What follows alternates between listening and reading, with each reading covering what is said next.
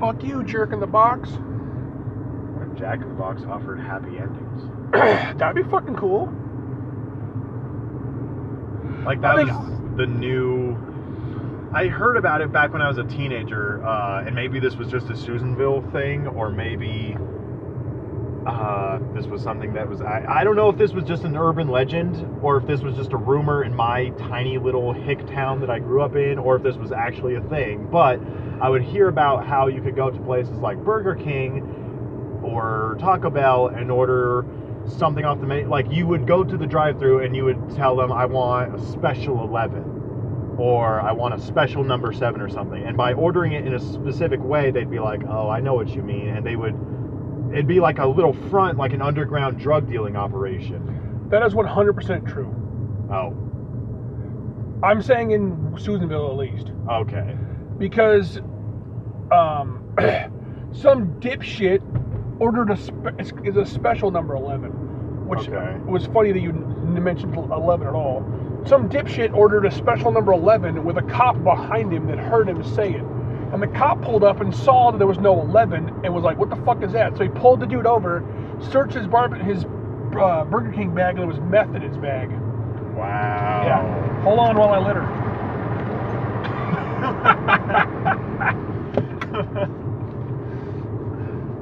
Huh. So it was true all along. Don't worry, it's biodegradable. And if it isn't, then it's a nice home for a hermit crab. Yeah, the hermit crab's living out in the middle of the desert. Hell yeah. The Sierra Nevada desert. Yeah. Or like a fucking raccoon or something. Make a nice hat. Yeah. Why don't they make hats for raccoons? Kind of like a way to give back, you know? Like David, yeah, like, oh, well, they spent so many years making raccoons out of us. Why don't they give us hats? Basically, like reparations. I think that'd be a good idea. Dude, let's start it. there's like a wildlife foundation, like a government-funded institute that just goes around making hats for raccoons and then hunting down or tracking those raccoons just to put said hats on them. Your family was used as a hat. Like, your great-great-grandpa was used as a hat. Here's your hat. Here's your little raccoon fedora. I don't think any other hat would work on a raccoon other than a fedora. Dude, a fedora on a raccoon? I'm just picturing it now, and that's one photogenic fucking raccoon. Like, that thing's a sexy beast. Right? Copyright TM. Oh, this is the song that's that meme. It's the meme. Yeah. Oh, okay. Pause. Fedoras for ferrets. So much. Ferrets? Fedoras for ferrets. Ooh. Also, it's not like, I mean, I throw a coffee cup out the window, big fucking deal, but it's not like it's a 6-pack, like it's a plastic 6-pack rings that the turtles and fish get caught in. Right. It's paper. It'll biodegrade. Fish nets for fish. Fishnets for fish? I was making a litter joke. Oh. I was just picturing fish with human legs and fishnet on them. Oh, like backwards mermaids then. Exactly. Yeah.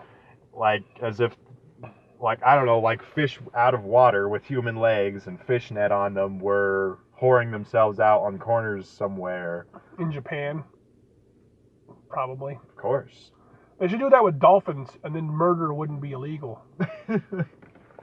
Like, so we banged, and I know I promised you 330 yen, or whatever the fuck it is. Like, I'm just gonna kill you instead.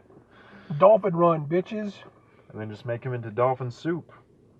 Yeah. You know what's fucked is that the other day, that dick cheddar balls said that tuna used to taste better when it wasn't dolphin safe. He was like, it was so much, the dolphin gave it an extra kick. I'm sure it was true too.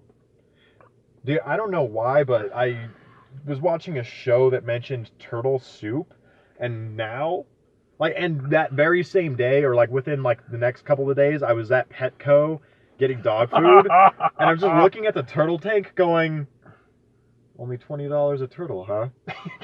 You're in your mouth watering. Yeah. Like, hey, yo, waiter, bag these 2 to go. Sir, this is Petco. I'll also take some of those furry things over there. Those are ferrets. You're not Asian. This isn't a restaurant. The only I want to talk about. I want to like rail against turtle soup, but the shells, like, they come with bowls attached to them. How unfair is that? Yeah, they were designed to be soup. Ah, those poor little fuckers. How? Go ahead. They cross the street in New Hampshire constantly. People run them over. Really? Yeah. That's a thing? Yeah, when I went there last time, I was with Aunt Tina and Josh and Jess, and they were telling me that shit. And then they swerved a little bit to miss one. I went, wait a minute. And we pulled over, and I picked it up. Because I used to, we used to have them. And I was like, oh, this is a red-eared slider. This is the turtle we used to have. We used to have 2 of them. And they were like kind of flabbergasted that I would just pick up a random-ass turtle. I was like, no, dude, just grab them on the shell, you're fine. And like, they're way slower on land than they are in water. Yeah. But they're like, wow, that's amazing. And then like fucking 10 feet away, there's like a crushed shell. And why it happens is like sea turtles will come out of the ocean and they'll plant their eggs in the soft sand, the warm sand. They'll be incubated in the sand, and then only the strong survive. Like the seagulls will pick off the babies trying to run back to the ocean to meet their mom. Yeah. And in New Hampshire, they cross the street, they bury their eggs in the tar. Oh. In the warm tar, like on the other side of the street. Dude, it's just like a dick move to be a turtle, I think. Because like, you're like, all right, look, I know I got knocked up at the frat house. I know I shouldn't have had that extra shot of whatever the fuck it was. Or, I got roofied, or the turtle equivalent to being roofied. But I don't want you, so here. And whoever makes it back to me gets my love and affection. Nature, you cold. Nature, you scary. I thought that too. That's amazing. That makes me want to just go to New Hampshire and catch me a free turtle. Although I'm sure the plane ticket is going to cost me a lot more than that $20 turtle over at Petco. And then knowing you'd watch a YouTube video or Google how to make it on WikiHow, and like, this soup sucks. Yeah. So you're better off just wasting $20 than wasting like $300 just to go to fucking New Hampshire to get a turtle. I would, knowing me, like, if I was really into turtle soup and I was like, but I need to get authentic turtle soup. I can't just have store-bought. Like, I need to make it myself. I would go all the way to New Hampshire, find me a turtle that wasn't from a pet store, get it, and I would totally, like, do all that effort just to turn it into soup and have it, and knowing that it would suck because I'm not a good chef. It's the same thing that I did when I got a pineapple last summer. And I went all the way to the store, got a pineapple. I went all the way to the store. Like, I didn't go all the way to Hawaii. I went all the way to the store. I went all the way to the Smith's 2 blocks down the street. And you drove there. And I drove to get a pineapple that was in season and imported to me. My point is, I took it back to the condo, and I was starting to carve it out. And, I mean, you were even there when I was carving out that watermelon, and Gabe was just, like, giving me that look, and just like, you motherfucker, like, that was a perfectly good fruit. Yeah. Like, you're wasting all that good fruit meat just because you wanted a bong, and it didn't even end up working. It would have been the same thing for turtle soup. You were trying to make a bong because you're an idiot. I said I made a pipe out of it, and you tried to make a bong out of a watermelon. I'll have you know, if I haven't already told you, that I did successfully eventually make a bong out of a pineapple. A bong, not a pipe. And I did the same thing and while Gabe was watching too. And I smoked one bowl out of it and immediately threw it away. And Gabe was out of the house at the time, so he came back and was like, "Hey man, I want to try your pineapple bong, see how it works." And I'm like, "Oh, you just need to know that yes, it did work, and it's in the trash now if you want to try it out." And he's like,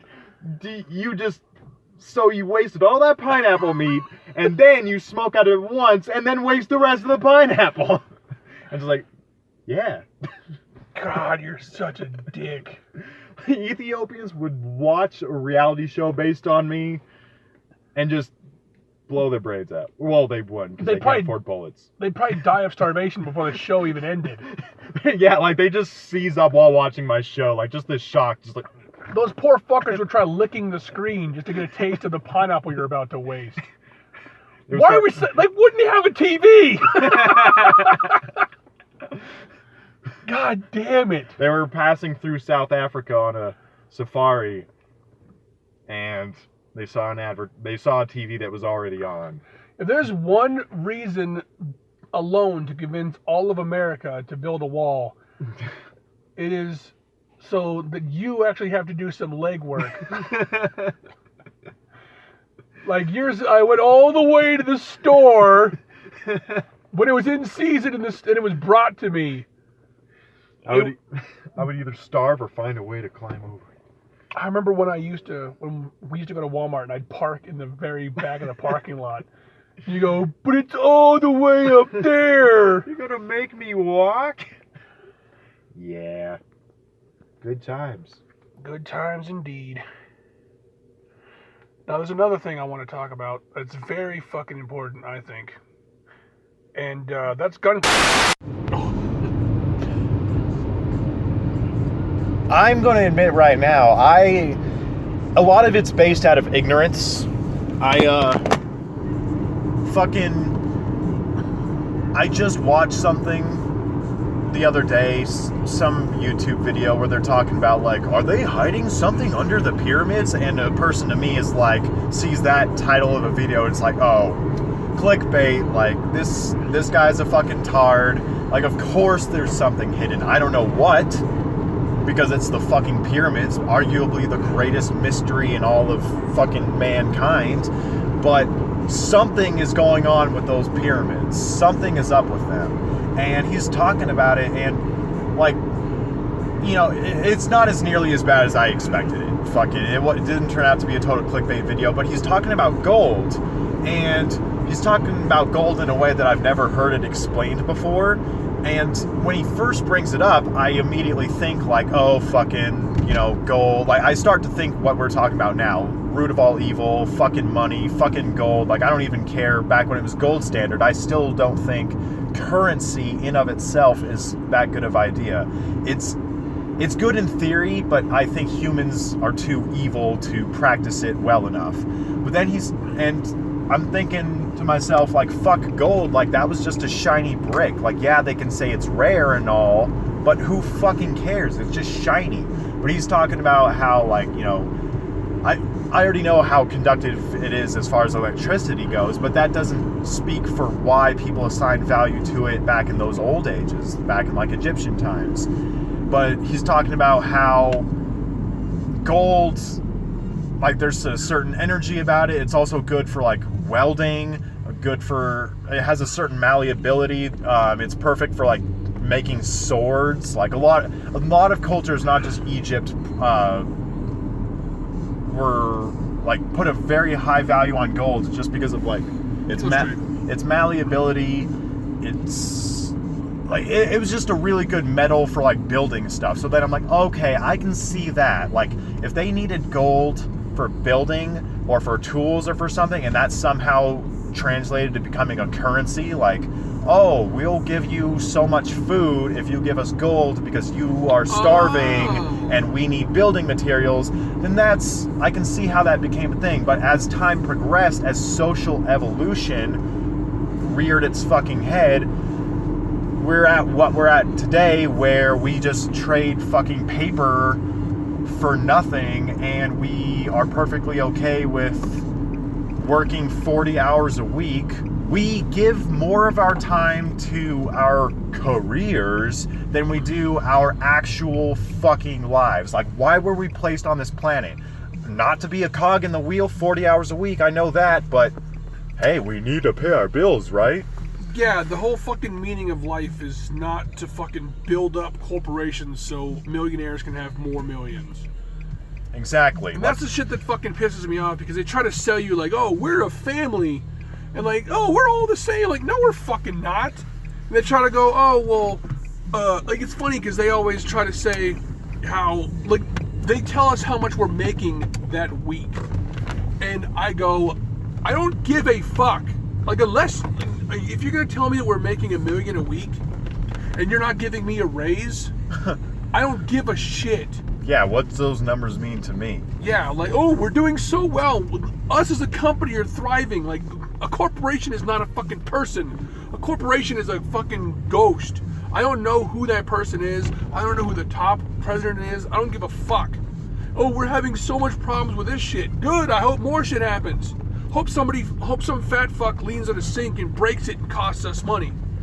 Hope somebody fucks up one of the pieces of equipment and it takes money out of it. Because every time something bad happens, like equipment-wise, or something gets busted bad enough where they have to replace it, it comes out of the fucking manager's checks.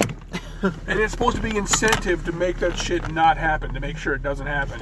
And I think it's incentive for the people like me that think about anarchy and chaos and justice to fucking break more shit. Exactly. It just causes people like us to just want to rebel more, like out of spite.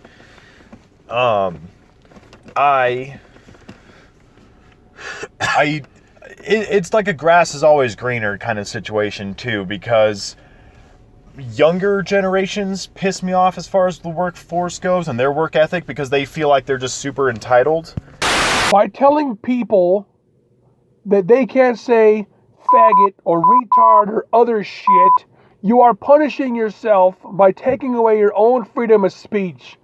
Grow a pair of fucking balls, you faggot retard pussies, and just understand that they're just fucking words. Grow a pair of balls and go put those balls in a rectum, you faggot. Yeah, put the balls in your mouth, live your fucking life, be happy, and shut the fuck up. I'm not attacking gays or fucking retarded people. Before we get fucking picketed or whatever the fuck, you're gonna start burning torches outside my house. Going, oh, these guys are fucking bigots. Fact of the matter is that you are, like, freedom of speech means freedom of speech for everybody. The person across the street saying God hates fags, or fuck you because you suck dick, or we don't like you because you're black, unfortunately have the exact same right to say that shit as you do to say whatever the fuck you want in public.